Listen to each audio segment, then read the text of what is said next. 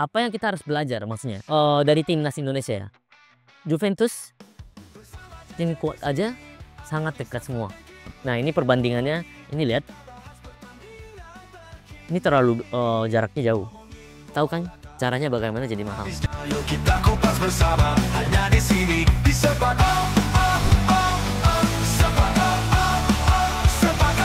Bola kok diomongin. Selamat datang di Sepak Up, bola kok diomongin. Oke guys, hari ini aku akan membahas dan menganalisa pertandingan FIFA Club World Cup kemarin antara Man City versus Juventus.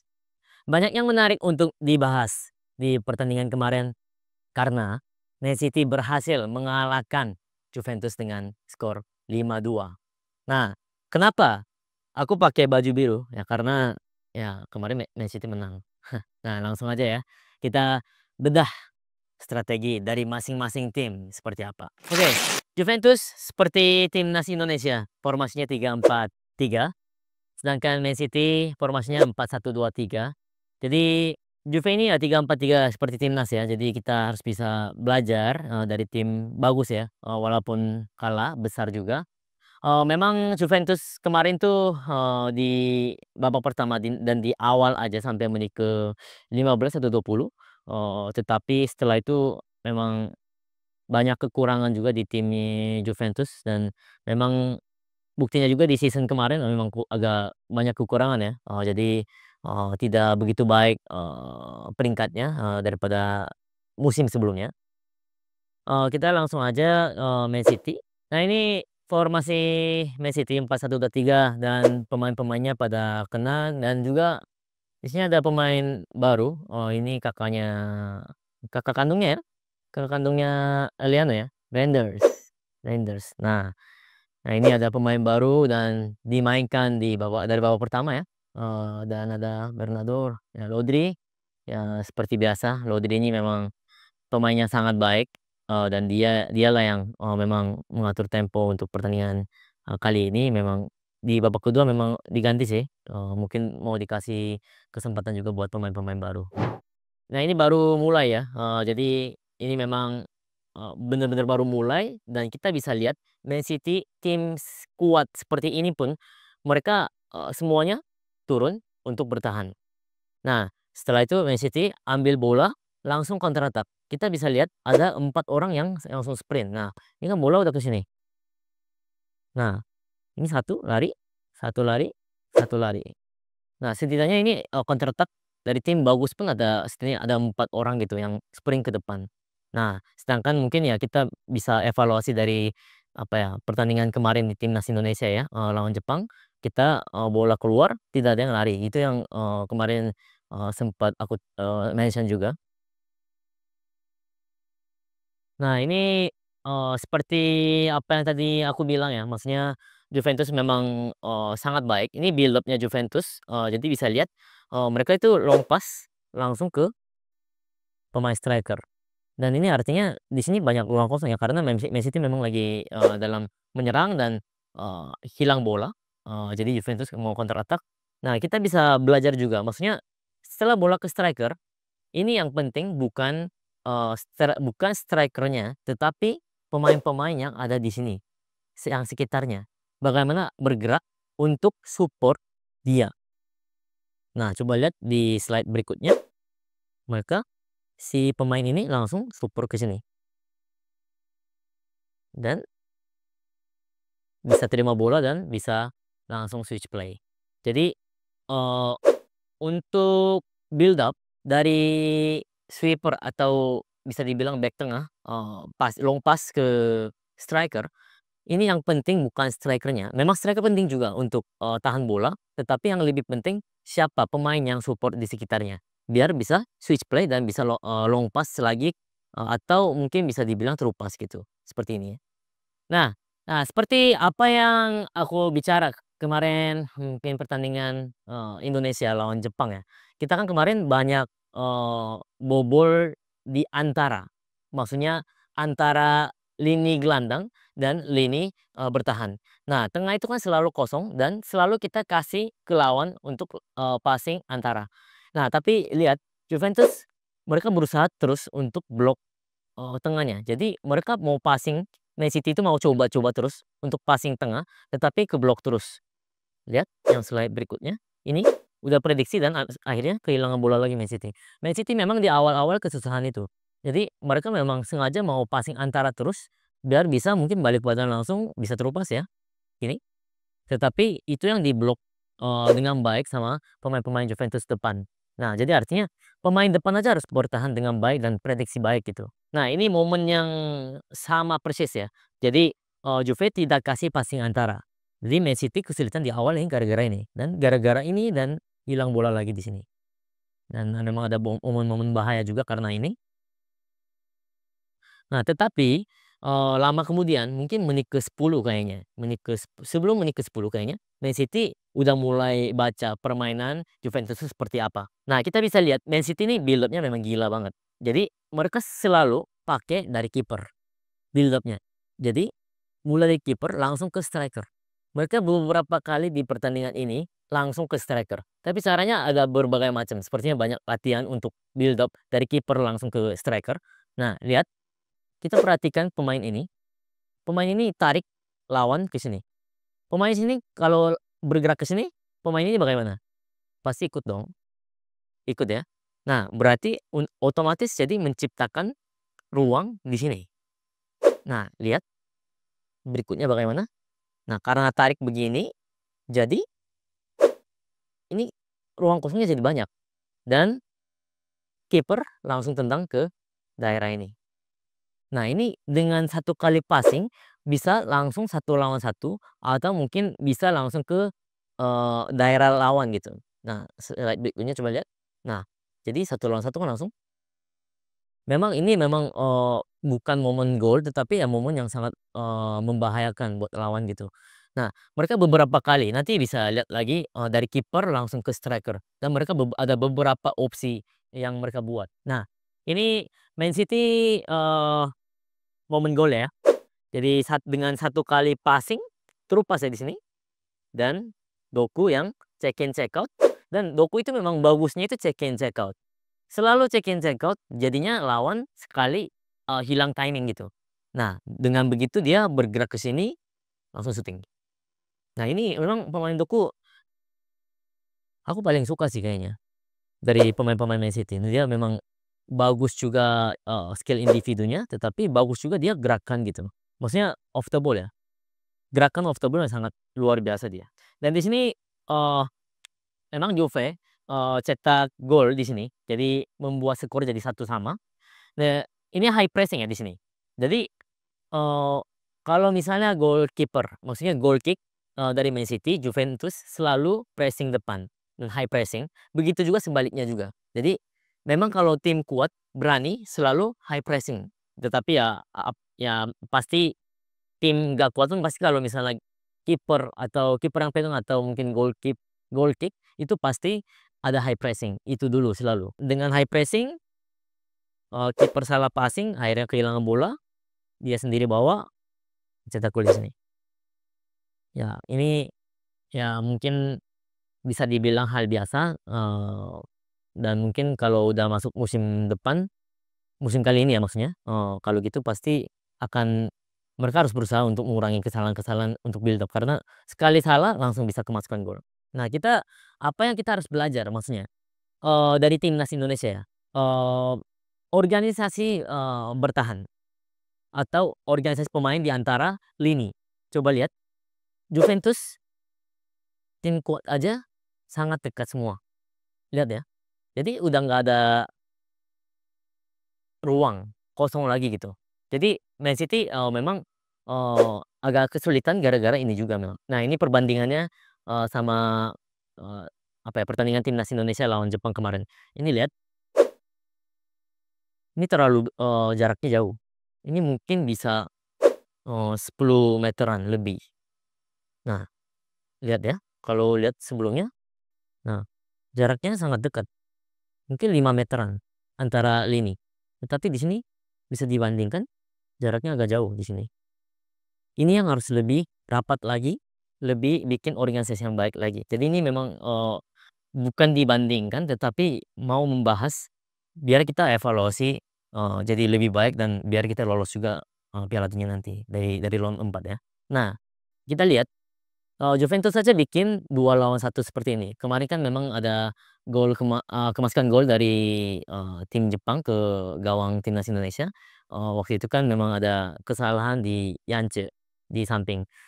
Tetapi menurut aku sih ya bukan karena Yance aja, tetapi ada Lili Pali yang kosong sendiri, tetapi dia tidak mau membuat, nggak tahu, bukan tidak mau membuat, tetapi dia lupa atau dia tidak dikasih tugas atau apa itu nggak tahu. Tetapi harusnya Lili Pali yang deketin Yance biar bikin 2-1 seperti ini. Dan Juventus aja mereka bikin 2-1 seperti ini. Ini yang harus kita lakukan gitu. Nah, ini momen gol lagi nih. Jadi dari Man City berhasil membuat skor jadi 2-1. Nah, ini pemain fullback dia setelah passing biasanya akan bergerak kemana coba? Ada yang bisa jawab mungkin? Biasanya fullback itu setelah passing itu kemana biasanya? Balik. Balik mundur ya? Intai lagi ya ke sini ya? Atau mungkin ya ke sini kali ya paling. Iya. Tapi dia ini memang gila ini. Ini nomor 27, ini fullback kanan.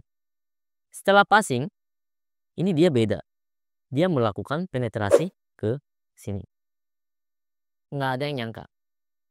Dan pemain lawan pun tidak ada yang nyangka, dan ini yang selalu coach tegaskan waktu itu. Jadi bukan pemain-pemain depan yang penetrasi, tetapi pemain-pemain gelandang atau pemain-pemain fullback yang penetrasi itu lawan tidak akan bisa tahu gitu. Nah, coba lihat slide berikutnya. Nah, dia udah siap-siap lari. Nah, mereka itu lihat kemana? Lihat bola sama lihat dia aja. Tapi dia bergerak ke sini. Dan di passing. Jadi, bolanya sampai ke sini bisa cross. Dan ini sayangnya memang pemain Man City tidak penetrasi, akhirnya nggak dapat bola. Tetapi pemain ini Kalulu melakukan kesalahan. Tendangnya bagus lagi. Ya ini mau ngomong apa lagi tadi? Ada terjadi kesalahan. Dan akhirnya jadi skor 2-1. Mungkin kalau nggak kemaskan gol ini, kita nggak ada yang tahu juga mungkin skornya jadi bagaimana sih sebenarnya. Tetapi sayang sekali gol bunuh diri akhirnya suasana langsung anjlok gitu semuanya. Di sini juga sama build up dari Man City. Jadi sama juga dari back tengah ataupun dari kiper, mereka selalu langsung ke depan. Tetapi bukan masalahnya langsung ke depan. Tadi sama seperti penjelasan build up dari Juventus. Jadi kalau misalnya bolanya ke sini, bukan yang penting dia yang terima ini. Bukan. Tetapi yang penting apa? Yang support. Siapa yang support itu penting. Tapi di sini kalau kita perhatikan, dia start duluan. Bukan yang terima duluan. Dia start duluan dan dia dengan lari seperti ini, dia lepas pemain Juventus di sini. Nah, dan dengan seperti ini, dia bisa dapat bola, tinggal back pass seperti ini ya. Dan akhirnya dengan yang support seperti ini, dia bisa lihat depan daripada yang terima bola ke belakang. Nah, kenapa ini bukan yang terima harus jago balik badan, tetapi yang supportnya siapa harus datang cepat untuk bantuin dia. Jadi back pass kan tinggal back pass, kita lihat pemain kita di mana. Nah, tinggal back pass saja. Tetapi kalau kita mau balik badan, itu kan agak sulit. Karena kita nggak lihat belakang. Walaupun lihat belakang, kita nggak tahu aksinya lawan seperti apa. Jadi back pass itu lebih gampang daripada kita harus balik badan. Jadi teman-teman sekitar sini yang sangat penting yang support. Nah, ini momen gol lagi. Ini udah babak kedua. Ini gol dari Man City juga. Nah, kita kali ini ya mungkin perhatikan bukan prosesnya, tapi perhatikan strikernya mungkin ya. Nah, striker di sini babak kedua Haaland. Haaland yang masuk, tapi dia memang jago sekali apa ya? Cium gitu loh. Kapan bisa cetak gol gitu. Dengan dia bergeraknya bukan ke sini bersama pemain Juventus, tetapi striker itu harus jauh dari lawan. Nah, caranya bagaimana dia? Dia ketika bola udah di sini, dia udah tahu bola bakal ke samping. Jadi, dia sengaja jauh. Bukan dia ke sini juga. Kalau ke sini jadi gimana? bakal bentrok sama lawan dan ya mungkin Haaland nggak akan dapat bola, akan sulit. Tetapi dengan dia bergerak ke sini jauh, jadi bisa dapat bola di sini, terupas, cetak gol. Nah, dengan bergerak seperti ini bisa cetak gol kemarin. Coba lihat ya, back tengah ini sekarang udah bukan build up lagi tetapi udah di daerah tengah. Tapi sama juga sebenarnya. Yang support yang penting. Kenapa dibilang begini? Siapa yang support di sini coba lihat? Kan di sini ada 1, 2, 3, 4. Tetapi bukan mereka yang support, tetap pemain yang ini yang support. Coba lihat, dia udah mau lari kan? Aksi dia kan udah kelihatan mau lari. Nah, dia yang datang karena pemain Juve ini lagi nggak lihat juga. Dia hanya lihat bola. Jadi di belakang dia bergerak ke sini dan dia passing ke Haaland, Haaland tinggal back pass. Ini yang terbaik sebenarnya dan ini yang ditegaskan sama coach waktu itu. Karena pemain-pemain Indonesia waktu itu tidak ada reaksi. Padahal udah passing ke striker. Ketika bola udah sampai di striker, pemain-pemain baru mau bereaksi dan bergerak. Harusnya sebelum udah mau passing, kita udah tahu, oh bola ini bakal passing ke striker. Dengan prediksi begitu kita harus bergerak duluan. Baru kita bisa menang posisi daripada lawan. Dengan seperti ini, jadi bola passing ke sini dan Haaland tinggal back pass ke sini. Kalau back pass ke sini bagaimana? Dia bisa passing kemana-mana sebenarnya. Ya mungkin kalau misalnya lari ke sini, bisa taruh di sini atau nggak bisa dribble lagi, ya mungkin bisa terupas ke sini. Banyak opsi jadinya. Jadi back pass ini kenapa penting itu ya karena itu. Nah, ini sama juga dari kiper langsung long pass ke striker. Nah, ini yang dipakai sama Man City. Coba lihat ya. Sekarang Man City dan pemain Juventus 1-1. Setelah ini langsung kiper. 1-1 sama kiper ya. Nah, tapi nggak tahu kenapa Juve itu nggak ada antisipasi sama sekali di sini. Padahal udah tahu dari tadi back tengah atau kiper yang long pass terus ke depan, tetapi mereka tidak ada antisipasi. Nah, itu yang sangat sayangnya. Tetapi coba lihat bola langsung ke sini taruh. Nah, dia kalah main body, akhirnya jadi dapat bola di sini. Jadi bagaimana? Dengan satu kali passing, dia bisa langsung ke daerah lawan. Nah, ini yang kita mungkin harus bisa belajar juga. Build up itu memang berbagai macam. Build up itu bukan hanya cuma tiki taka di tempat ini aja terus-terusan dan baru ke sini. Mungkin itu juga keren. Tetapi dengan sekali passing aja datang ke depan gawang lawan itu paling bagus, the best. Itu yang paling bagus sebenarnya. Tetapi mungkin pemain Juventus tidak ada antisipasi akhirnya kebobol terus gitu pertahanannya. Lihat, ini sudah di menit 57. Tetapi pemain Man City bagaimana? Lihat organisasinya bagaimana? Ini pemain-pemain termahal loh di dunia. Enggak termahal juga ya mungkin ya. Maksudnya pemain-pemain mahal juga gitu. Pemain-pemain mahal sekali. Tetapi mereka bagaimana bergeraknya? Compact banget kan? Padahal ini babak kedua gitu. Pemain-pemain mahal aja bergerak seperti ini gitu. Tahu kan caranya bagaimana jadi mahal? Nah, ini bikin organisasi. Lihat, sedekat apa? 4 meter mungkin ini. 3-4 meter. Nah, makanya nggak kebobolan terus gitu Man City ini. Dan apa yang kita bisa belajar juga mungkin dari Man City ya. Jadi Man City ini memang bebas bergerak. Artinya mereka sudah tahu maksudnya dengan latihan dia bergerak ke sini, dia otomatis bergerak ke sini. Dan otomatis dia bergerak ke sini, dia yang di sini bergerak lagi ke sini. Jadi mereka memang tahu caranya bagaimana mengisi atau mungkin menciptakan ruang. Jadi dengan bergerak bisa menciptakan ruang, dengan menciptakan ruang itu bisa ada yang isi lagi gitu. Jadi mereka rotasi terus bergerak. Jadi lawan sampai bisa bingung man to man dia sendiri itu siapa gitu. Karena mereka bergerak terus, bisa gelandang yang jadi striker, striker yang jadi gelandang, dan kadang juga ya jadi fullback, kadang juga jadi back tengah gitu si gelandang ini gitu.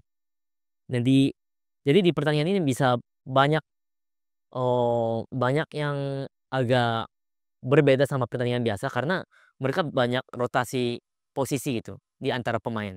Nah, ini gol kelima, ini memang skill individu dari Savino. Jadi ini dia cross, Dan di sini ya bola zek, keluar, dia syuting. Sorry, bukan dari bawah, tapi dari atas, syuting, masuk. Ini sih ya mungkin ya skill individu dan ya mungkin antisipasi dari pemain, Savino sendiri ya.